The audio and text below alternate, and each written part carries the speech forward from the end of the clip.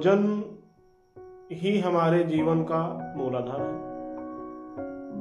यदि हम जी रहे हैं, ऊर्जा की आवश्यकता होती है और ऊर्जा हमारी वो भोजन से ही प्राप्त होती है। शास्त्रों में कहा गया है कि भोजन एक यज्ञ के समान है। योग रत्नाकर अष्टांग हृदय और चरक संहिता के अनुसार भोजन एक यज्ञ के समान है। क्या हम दिन भर की करते हैं? नहीं, ये का निश्चित समय होता है। तो वैसे ही भोजन का भी एक निश्चित समय है। भोजन के लिए कहा गया है, सायं प्रातः मनुष्याणां शमनं सुतचोदितं नान्तरा भोजनं कुर्या अग्निहोत्रो समो विधि। अर्थात भोजन करने के देश काल आदि विचार से मनुष्यों को प्रातः और सायं भोजन करने के लिए शास्त्रों में कहा गया है। हमें दिन भर नहीं खाना चाहिए, बिना भूख के नहीं खाना चाहिए, केवल सुबह और शाम को ही हमें भोजन करना है। ऐसी दशा में भोजन करने के जो होते अग्निहोत्र करने के समान होती है कि अग्निहोत्र कर्म, यज्ञ कर्म सुबह और शाम को ही किया जाता है। इसलिए उसी प्रकार से भोजन भी कम से कम 2 भोजन के बीच में 6 से 12 घंटे का गैप, 6 घंटे का मिनिमम गैप तो होना चाहिए। उसके बाद जो है, क्योंकि हमारे भोजन में, हमारे खान पान में 6 रस होते हैं और 6 रस जो है वो हमारे भोजन को, हमारे शरीर को आवश्यक होते हैं। इसलिए आहारम तुरः कुर्यान्निरमपि सर्वदा उभाभ्याम लक्ष्मपेतः सात प्रकाशे हीयते श्रियः। अर्थात भोजन तो हो गया, अब भोजन करने योग्य स्थान कौन सा है, किस स्थान पर हमें भोजन करना चाहिए। हमेशा एकांत में हमें भोजन करना चाहिए, भीड़ भाड़ इलाके पे भोजन नहीं करना चाहिए। इसमें कहा गया है एकांत में भोजन करने से लक्ष्मी की प्राप्ति होती है। और एक बात और जो हमारे यहाँ प्रचलन में है कि टोना लग गया, कुदृष्टि पड़ गई, दोष दृष्टि हो गई, तो भोजन करते समय किसकी दृष्टि भोजन पर पड़नी चाहिए, ये बहुत ही विशेष बात है। और किसकी दृष्टि से भोजन को बचाकर हमें करना है।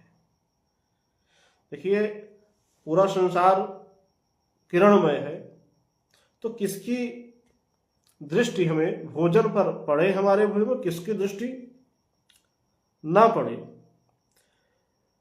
जैसे हीन दीन क्षुधार्तानां पाप पाखंड रोगिणां कुक्कुटादिषूणां दृष्टि भोजने नैव शोभना। ऐसे व्यक्ति जो भोजन करते समय अंगहीन जो हो, किसी भाव से दरिद्र हो, भूखा हो, पापी, पाखंडी, रोगी, कुक्कुट अर्थात मुर्गा, कुत्ते की दृष्टि भोजन पर पड़ना अशुभ होता है। ऐसे प्राणियों की भोजन पर दृष्टि हमारे भोजन करते समय नहीं पड़नी चाहिए। और इसके साथ ही किसकी दृष्टि शुभ होती है, पितृमातृ हृदय पाक क्रुद्ध संविहीणाम सारसस्य चकोरस्य भोजन दृष्टिरुत्तमः। ऐसे लोग माता पिता, मित्र, वैद्य, भोजन बनाने वाला, हंस, मयूर, सारस और चकोर की दृष्टि भोजन पर पड़नी चाहिए। इनके भोजन पर दृष्टि पड़ने से भोजन जो है शुभ कारक हो जाता है। उसके बाद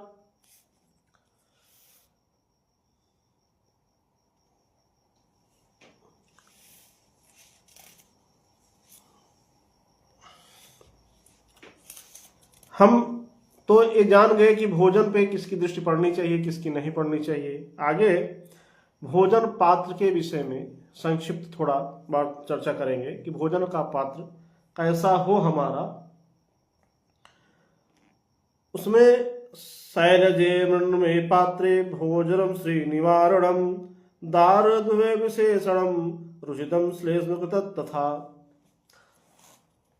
पत्थर और मिट्टी के पात्र में भोजन करना लक्ष्मी नाशक है। कभी भी देखिए, जल की बात नहीं है, भोजन की बात है। पत्थर के पात्र में या मिट्टी के पात्र में भोजन कभी भी नहीं करना चाहिए। ये जो होता है लक्ष्मी नाशक है। काठ के बर्तन में भोजन करना विशेषता रुच उत्पन्न करने वाला और कफ कारक है। जो काठ के बर्तन में भोजन करता है उसको कफ वृद्धि हो जाती है। रुचिकारक तो है लेकिन कफ की वृद्धि होती है। पात्रम पत्रमयम रुच्यम दीपनम विस्मापनात् जलपात्रम तो ताम्रस्य तद्भावो मृदाहितम। पत्तों के बने पात्रों में भोजन करना रुचिकारक। दीपन, दीपन मतलब जठराग्नि प्रदीप्त हो जाती है। विष और पाप का नाश करने वाला होता है। अब इसके साथ ही भोजन के बाद संक्षिप्त भाव में जल पात्र कैसा हो, हमें कैसा जल पात्र में जल पीना चाहिए। आजकल जो ये फाइबर के गिलास चल रहे हैं, आज हम कहीं पढ़ रहे थे उसमें था कि एक जो फाइबर के गिलास में चाय कॉफी पीते हैं उसमें लगभग 25,000 जो है कीटाणु या माइक्रो कीटाणु उत्पन्न हो जाते हैं, फाइबर्स मुक्त हो जाते हैं, जो कैंसर के मुख्य कारक बन रहे हैं हमारे लिए। जल पात्र जो है वो ताम्र का ही उत्तम होता है। सर्वोत्तम जल पात्र ताम्र का ही उत्तम होता है। उसके अभाव में मिट्टी का जल पात्र बढ़िया होता है। यदि ताम्र का ना मिले तो मिट्टी का चल सकता है। या जो पात्र पीने के लिए स्फटिक या कांच का अथवा वैदूर्य मणि का बना हो वह पवित्र और शीतल कारक होता है। ये इतने जलपात्र की ही बातें शास्त्र में बताई गई हैं। इसके अतिरिक्त जो जलपात्र होते हैं वो नुकसानदायी होते हैं। जिससे देखिए, भोजन और जल अगर हम सुव्यवस्थित कर लें तो हमें रोग नहीं होगा। क्योंकि रोग दो कारण से होता है, एक मानसिक एक शारीरिक। मानसिक रोग होता है हमारे अंदर मोह हो जाए, हमारे अंदर क्रोध हो, ईर्ष्या हो, दोष हो, तो उससे कुछ रोग होंगे। और खान पान आहार विहार यदि गलत हुआ तो उससे हमारे रोग हो जाते हैं। भोजन करने का क्रम, हमें किस क्रम में भोजन करना चाहिए, क्या पहले खाना चाहिए, क्या बाद में खाना चाहिए। इस प्रकार भोजनाग्रे सदा पथ्यम लवणार्धक भक्षणम अग्निसंदीपनम रोचम जिह्वा कंठ विशोधनम। भोजन के पहले आर्द्रक, लवण नमक, सेंधा नमक, सामुद्री नमक नहीं, नमक और अदरक थोड़ा सा लेके मुंह में चूस लें या थोड़ा सा पूरे मुंह में फैला लें। तो इससे क्या होता है, हमारा जो सलाइवा होता है ये बहुत अच्छा होता है और भोजन पचता बहुत बढ़िया है। या तो एक आता है त्रिकटु, त्रिकटु आता है, इसको हम भोजन के पहले एक चुटकी, और ये सबसे बड़ा काम करता है जिनको थायराइड की समस्या है। जिन्हें थायराइड की समस्या है वो त्रिकटु ले लें। त्रिकटु में 3 अवयव मिलते हैं। त्रिकटु में काली मिर्च, आपका सोंठ और मग पीपल, एक लंबी लंबी पीपल होती है। इनको सम भाग में चूर्ण बना लें। भोजन करने के पूर्व एक चुटकी लेकर मुंह में डालकर पूरे मुंह में घुमा लें। उसके 1-2 मिनट बाद भोजन करें तो उससे जो धीरे धीरे आप 1-2 महीने कर लीजिए, आपका थायराइड देखिएगा, आपका थायराइड नॉर्मल हो जाएगा। थायराइड की बहुत ही उत्तम औषधि है ये। तो और या तो जो अदरक हम इसमें दे रहे हैं भोजन पहले, इसको करने से भोजन बढ़िया पचता है और इससे भोजन सुपाच्य हो जाता है और हमारा पेट नहीं फूलता। अब भोजन आ गया, ये जान लिए भोजन हमें कैसे करना है। भोजन के समय दृष्टि दोष न लगे, किसकी दृष्टि पड़े भोजन पे, दृष्टि दोष ना लगे, उसके लिए हमें प्रभु का स्मरण करना है। ऐसा मान के चलना है, अन्नम ब्रह्मारसे विष्णुर्भोक्ता देवो महेश्वरः इति संचित्त यो भुक्ते दृष्ट दोषो न बाधते। भोजन में दृष्टि दोष नाश के लिए ब्रह्मादि का स्मरण करना चाहिए। भोजन के पूर्व दृष्टि दोष के नाश के लिए अन्न ऐसा विचार करना चाहिए कि अन्न जो है ये ब्रह्मा जी का स्वरूप है, रस विष्णु जी का स्वरूप है और भोजन करने वाला महेश्वर का रूप है।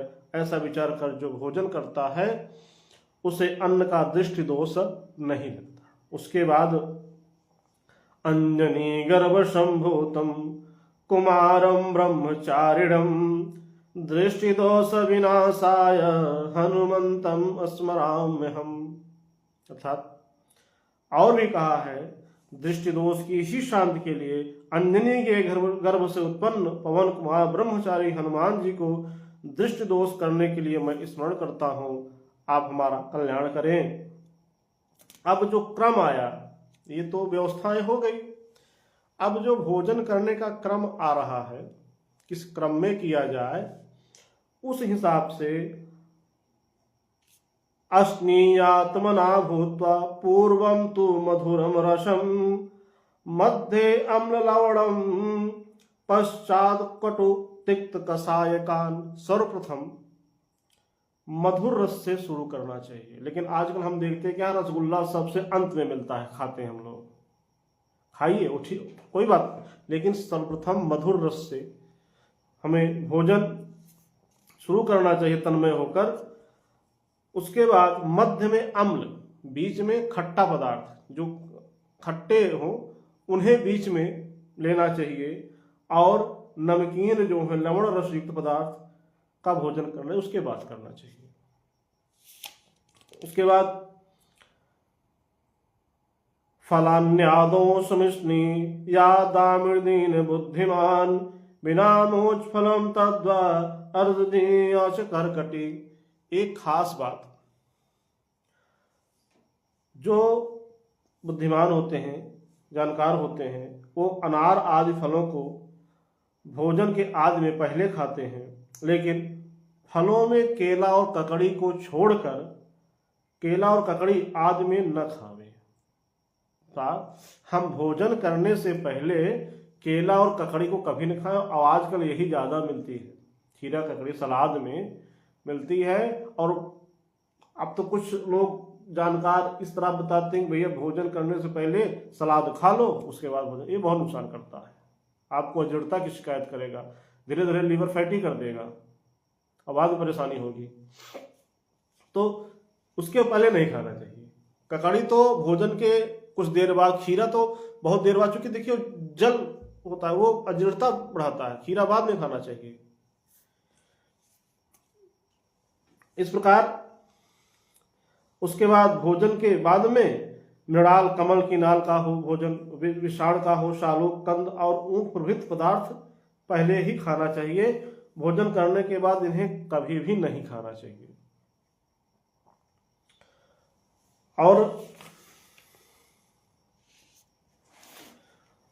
तो ये भोजन का जो क्रम है,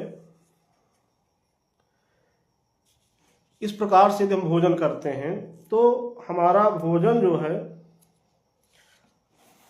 पचेगा, शरीर में लगेगा, सभी रस अपने अपने जिस रसों की जो स्थान है वो उस स्थान में अवशोषित होगा।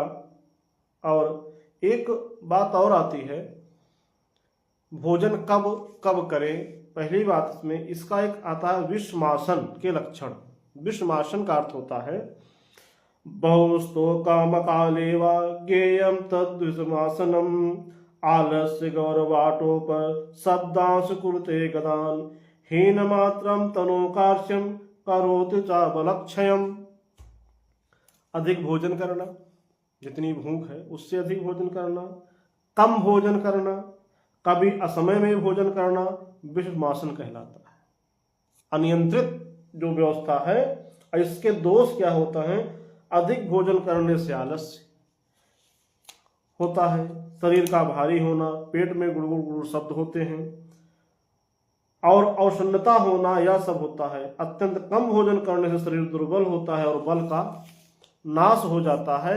इस प्रकार हमें भोजन नियत समय पर ही करना चाहिए और कोई भी दोष, जितना खाएं आज उतने कल खाएं, कम न ज्यादा। जितने बजे खाएं उतने बजे रोज खाएं, कम न ज्यादा। और खास बात यह है कि कितना खाएं, तो उसके लिए आचार्य जी ने बताया है, कुक्षे भार्गाद्वयं भोजो स्थिते वारिपूर्येत वायो संचारार्थाय चतुर्मश शेषेत। अर्थात उदर के 2 भाग को भोज्य पदार्थों से, उदर के 4 भाग आप कर लीजिए, अंदाज लीजिए, पेट के 2 भागों को भोज्य पदार्थों से, तीसरे भाग को जल से पूर्ण करना चाहिए तथा चौथे भाग को वायु के लिए खाली रखना चाहिए। इतना भोजन करना चाहिए जिससे भोजन आसानी से हमारे शरीर को लग जाए। दूसरी बात, जल पीने का विधान आता है और इसके लिए बहुत ही कंफ्यूजन वाला बात होता है कि जल की क्या स्थिति है। तो जल जो पीने का है, पहली बात तो भोजन करने के बाद जल नहीं पीना है, भोजन के पहले पी लीजिए और सर्वोत्तम ये होता है भोजन के बीच बीच में जलपान करते रहिए। कब कब तो बीच बीच में पीते रहिए, तो कब कब पीते रहिए बीच बीच में जल। रसेन्नानस्य रसना प्रथमेनोत्परतिता नथा स्वादों तामेति तथा सेव्या अमुनांतरा। अर्थात भोजन के समय पहले जिस पदार्थ को खाया जाता है उसके रस से जिह्वा तृप्त हो जाती है। इससे जब दूसरा पदार्थ खाया जाता है तो उचित स्वाद मालूम नहीं होता। जैसे हम कुछ खीर खा रहे हैं, उसके बाद हमें दाल चावल खाना है, तो खीर और दाल चावल के बीच में थोड़ा सा एक घूंट जल पी लें। ये बीच में कोई नया भोज्य पदार्थ ले रहे हैं उसके बीच में जल पी लें, एक आध घूंट, लेकिन भोजन के बाद नहीं पीना है। इससे होता क्या है, भोजन के समय अधिक जल पीने व जल नहीं पीने के दोष और बीच बीच में थोड़ा जल पीने के दोष, दोनों बातें होती हैं। ऐसा होता है, भोजन के समय अधिक जल पीने से भोजन अन्न का परिपाक नहीं होता, इसी प्रकार जल नहीं पीने से भी अन्न का परिपाक नहीं होता। जो लोग कहते हैं कि भोजन के बाद जल नहीं पीना चाहिए, भोजन के पहले भी नहीं, तो उनका भोजन ढंग से नहीं पच पाता। इसलिए भोजन के पहले थोड़ा जल पी लीजिए, भोजन के बीच में थोड़ा थोड़ा जल पी लीजिए। तो आप भोजन और जल दोनों, भोजन को पचाने के लिए भी जल चाहिए, अधिक जल नहीं चाहिए, एक मात्रानुपात में चाहिए, इसलिए उतना ही जल लीजिए जितने से आपका भोजन पच जाए। और दूसरी बात ये, अच्छा इसका असर कहाँ पड़ता है, भोजन के पहले अगर जल पीकर आप भोजन करेंगे तो आपका शरीर दुबला होगा। ये जो शरीर से मोटे लोग हैं उनके लिए है, जो शरीर से स्थूल हैं, आप खाना खाने के पहले जलपान कर लीजिए तो आपका शरीर दुबला होगा, आपका मेद नहीं बढ़ेगा। भोजन के साथ जल पीते हैं तो आप सम रहेंगे, ना मोटे होंगे, जैसे वैसे ही रहेंगे। अब भोजन के बाद जल पीते हैं तो आपका शरीर स्थूल होता जाएगा, आपका मेद बढ़ता जाएगा, आप शरीर से मोटे होते जाएंगे। और प्यासा हुआ मनुष्य को भोजन नहीं करे। अगर किसी को प्यास लगी है वो भोजन न करे, वो पानी पिए। और इसी प्रकार जिसको भूख लगी है वो पानी न पिए, इसका भी विधान है। तो आज ये भोजन के विषय में अंत में, भोजन के बाद भोजन करने के बाद अंत में एवं भुक्त्वा समाचमेचो सग्रहण पूर्वकम भोजने दत्त लग्नानि निर्हत्याचमनम चरेत। भोजन के बाद आचमन करने के पश्चात, क्योंकि देखिए भोजन जब करते हैं तो हमारा शरीर जो होता है वो एक प्रकार से, क्योंकि पहले नहीं बताया ना, अग्निहोत्र का अग्नि जलती रहती है, तो जैसे अग्नि जलती है तो जो निकलता है, जहां हमारा कमजोर अंग होता है वहां नुकसान कुछ होता है, वहां की शीतलता जरूरी होती है। इसलिए कहा गया है पूर्वोक्त से नियमानुसार भोजन करने के बाद पापड़ आदि खाकर मुख को शुद्ध कर आचमन करें। क्योंकि पापड़ जो है कसाय होता है, अंत में कसाय खाना चाहिए। आचमन करें और दांतों में लगे हुए भोज्य पदार्थों को भली भांति साफ कर लें और हाथ को आचमन करने के बाद आंखों में जरूर ऐसे इस प्रकार से पानी से हल्का सा धुल लें। इससे नेत्र रोग होने की संभावना लगभग न के बराबर हो जाती है। नेत्रों का विकास होता है, विकार नष्ट होते हैं। और जैसे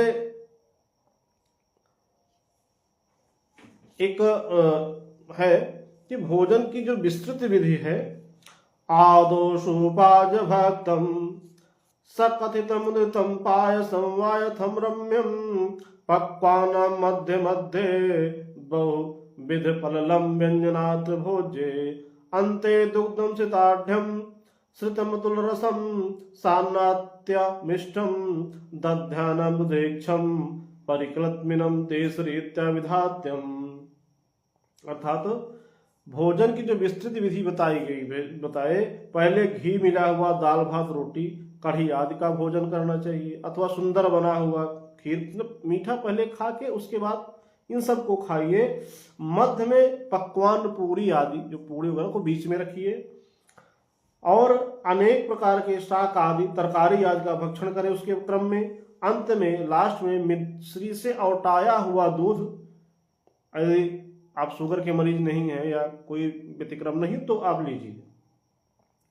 अन्न एवं मीठे दध्यान जो प्रिय भोज्य हो, जैसी देश हो उस हिसाब से भोजन हमें करना चाहिए। लेकिन एक बात याद रखना चाहिए, यदि आप दूध ले रहे हैं तो आपके साथ खट्टा फल न हो, भोजन में खट्टा न हो। दूध के साथ कभी भी खट्टा केवल आंवला को छोड़कर कभी नहीं लिया जा सकता। एक आंवला ही एक ऐसा है जो दूध के साथ लिया जा सकता है, बाकी नहीं लिया जाता।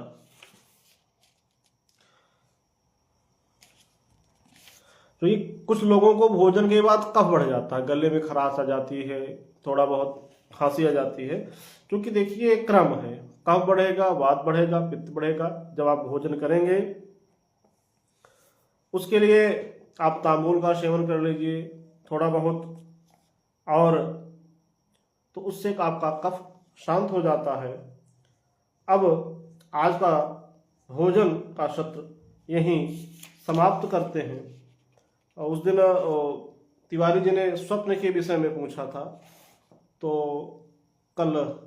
परसों हम पुनः 9 बजे उपस्थित होंगे एक नए विषय के साथ। ऋतुचर्या का हमारा चल रहा है और परसों हम स्वप्न पर चर्चा करेंगे कि स्वप्न हमें क्यों आते हैं, कौन सा दुस्वप्न है, कौन सा शुभ स्वप्न है, किस स्वप्न का कब लाभ होगा, कब हानि होगी। मतलब स्वप्न की पूरी व्यवस्था शास्त्रोक्त हिसाब से कैसे क्या करना है, ये हम परसों चर्चा करेंगे।